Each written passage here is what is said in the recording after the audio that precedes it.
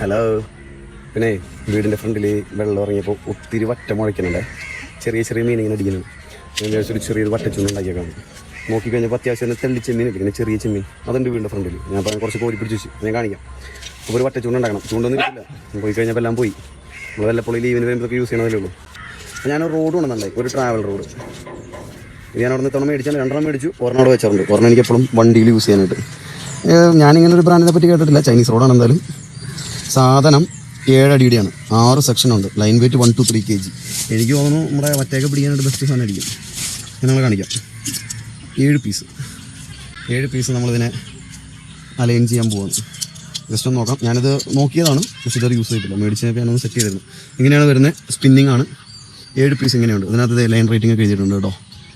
Length 7 feet, section 6, line weight 1 to 3 kg.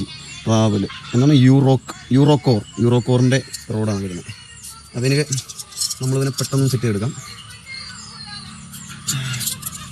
7 piece വരുന്ന 6 piece വരുന്ന 7 feet road.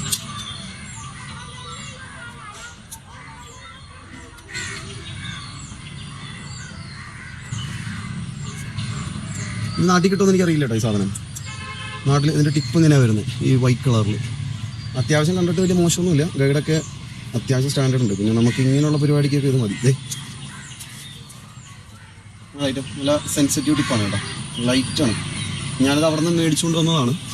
സാധനം കൊള്ളാം, എനിക്കിഷ്ടപ്പെട്ടു. എങ്ങനെയുണ്ട് ഐറ്റം? ഇത് ടിപ്പ് കണ്ടോ, നല്ല ഫ്ലെക്സിബിളാണ്. ചെറിയ വറ്റപ്പുള്ള സാധനം ഇവിടെ അടിപൊളിയാണ്.